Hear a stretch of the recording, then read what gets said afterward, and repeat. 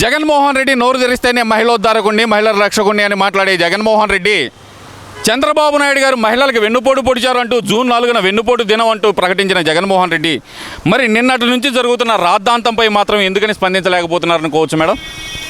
ఇప్పటి వరకు ఆయన పరిపాలనలోకి వచ్చినప్పటి నుంచి పరిపాలన దిగినప్పటి నుంచి కూడా ఎప్పుడైనా ఏదైనా కరెక్ట్గా అన్యాయం జరిగినప్పుడు ఆయన బయటకు వచ్చి మాట్లాడడం చూసారా అండి?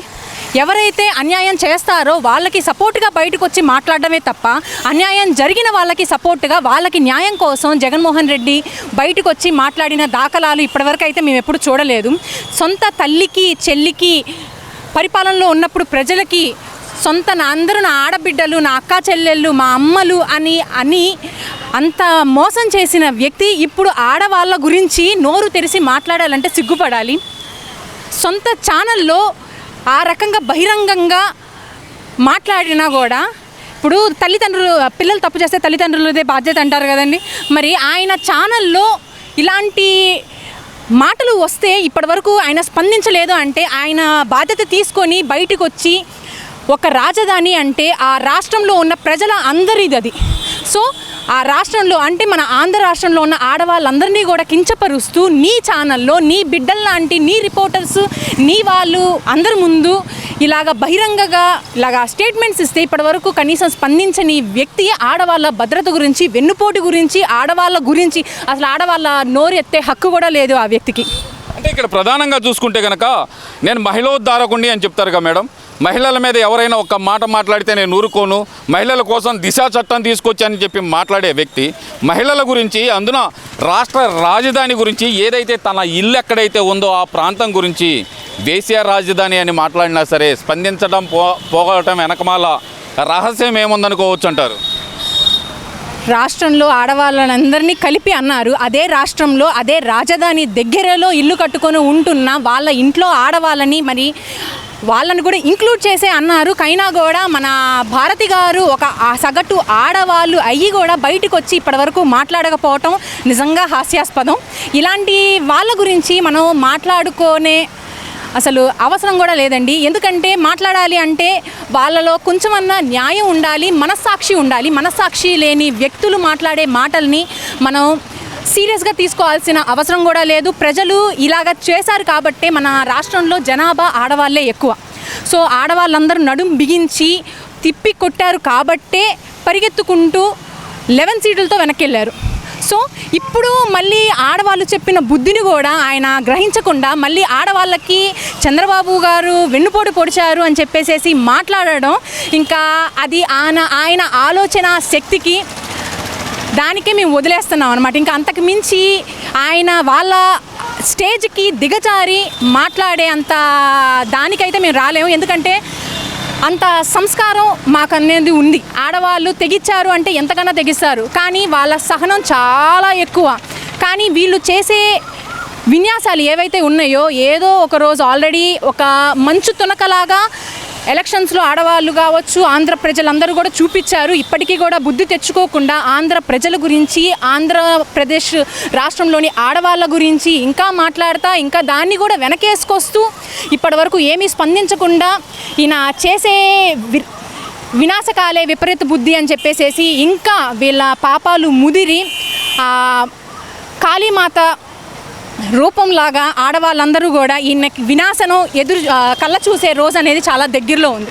ఇక్కడ ఒక విషయం మేడం, చంద్రబాబు నాయుడు గారు ఏదైతే తన సొంత కార్యకర్తే జగన్మోహన్ రెడ్డి గారి భార్య గురించి ఒక్క మాట తప్పుగా మాట్లాడితే కనుక 24 గంటల్లో అరెస్ట్ చేయించి అతనికి శిక్ష పడే విధంగా అయితే ఏదైతే చంద్రబాబు నాయుడు గారు చేశారు. మరి ఇంత జరుగుతున్నా సరే జగన్మోహన్ రెడ్డి తన సొంత ఛానల్ అయిన సాక్షి నుంచి మాత్రం అతన్ని తప్పించలేకపోవడం వెనకమాల ఉన్న కారణం ఏంటి? అసలు ఈ వ్యాఖ్యల వెనకాల ఏదైతే కనుక వేశ్యల రాజధాని అనే వ్యాఖ్యల వెనకమాల జగన్మోహన్ రెడ్డి ఉన్నాడనే అనుకోవాలంటారా? ముమ్మాటికి అంతే అనుకోవాలండి. ఇందాక నేను చెప్పినట్టు ఎప్పుడైనా కూడా పిల్లలు తప్పు చేస్తే ఆ బాధ్యత తల్లిదండ్రులదే అన్నట్టు ఇప్పుడు చంద్రబాబు గారు ఆయన కార్యకర్త తప్పు చేసినప్పుడు ఎంతగానైతే వాళ్ళని ఆ తప్పు కరెక్ట్ చేయడం కోసం న్యాయం కోసం నుంచున్నారో ఎదురు పార్టీ వాళ్ళైనా కూడా ఆడవాళ్ళని అనకూడదు అని ఎలాగైతే ఆయన చేశారో అది కరెక్ట్ పరిపాలన. అంటే ఆడవాళ్ళకి గౌరవం ఇవ్వడం అంటే ఒక అధికారంలో ఉన్న వ్యక్తి కరెక్ట్గా సత్పరిపాలన అంటే అది.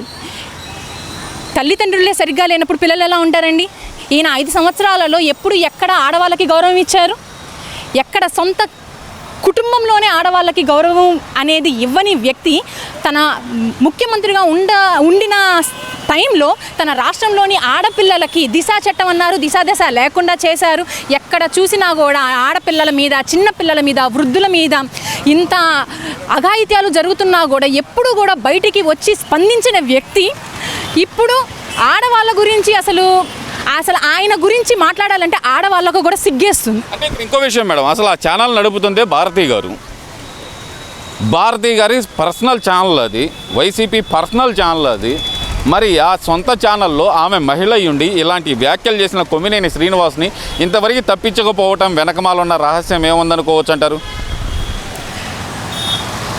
తల్లి బిడ్డల్ని కరెక్ట్ చేయాలి, సపోర్ట్ చేయకూడదు. ఎప్పుడైతే మనం సపోర్ట్ చేయడం స్టార్ట్ చేస్తామో ఇంకా అరాచకానికి మనం తెర లేపిన వాళ్ళం అవుతాము. అది ఎప్పుడైతే భారతి గారు గ్రహిస్తారో అప్పుడే వాళ్ళ కుటుంబం కావచ్చు, తన అండర్లో ఉన్న ఈ వార్తాపత్రిక కావచ్చు, ఏదైనా కూడా బాగుపడుతుంది.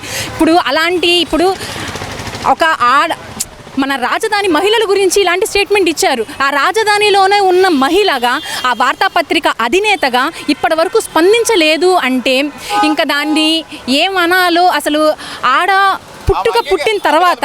ఇప్పుడు రాజధాని ప్రాంత ప్రజలు అంటే కనుక వాళ్ళు కూడా అక్కడే ఉంటున్నారు కదా. జగన్మోహన్ రెడ్డి గారు కానీ, నిన్నటి వరకు విడుదల రజనీ గారు కానీ, రోజా గారు అయితే విజయవాడ గెస్ట్ హౌస్లోనే ఉన్నారు, విడుదల రజనీ గారు విజయవాడ గెస్ట్ హౌస్లోనే ఉన్నారు. అంటే వాళ్ళు పర్సనల్గా గెస్ట్ హౌస్లు తీసుకొని మంత్రులుగా కార్యాలయాలు ప్రారంభించిన సమయంలో మరి ఆ ప్రాంతాన్ని అన్నప్పుడు వాళ్ళు కూడా అక్కడే ఉన్నారు కదా. మరి దాన్ని ఎలా చూడాలంటారు? వాళ్ళు ఎందుకని స్పందించలేకపోతున్నారు అనుకోవచ్చు అంటారు? దీనికి అసలుకి అంగీకరించారేమో అండి. ఎందుకంటే ఇప్పుడు ఒక ఎదురు వాళ్ళని ఒక ఏలు ఎత్తి చూపిస్తున్నాము అంటే 4 వేలు మన వైపు ఉన్నాయి అనేది మనం చూసుకోవాలి. ఇప్పుడు వాళ్ళు ఇదే రాష్ట్రం నుంచి బయటికి వెళ్ళారు, ఇదే రాష్ట్రంలో మంత్రులుగా చేశారు, ఇదే రాష్ట్రంలో మంత్రుల భార్యలు ఉన్నారు, వీళ్ళందరూ కూడా ఇళ్లలో ఆడపిల్లలు ఉన్నారు. అయినా కూడా ఆడవాళ్ళ గురించి చేసిన ఇలాంటి నీచమైన కమెంట్స్ని కూడా వెనక్కి వేసుకొస్తూ ఉన్నారు అంటే అవును మేము తెగించాము అని వాళ్ళు అంగీకరించి వాళ్ళకి మద్దతు తెరపడం తప్ప మాకు ఇంకో దాంట్లో అర్థం ఏమీ కనిపించట్లేదు.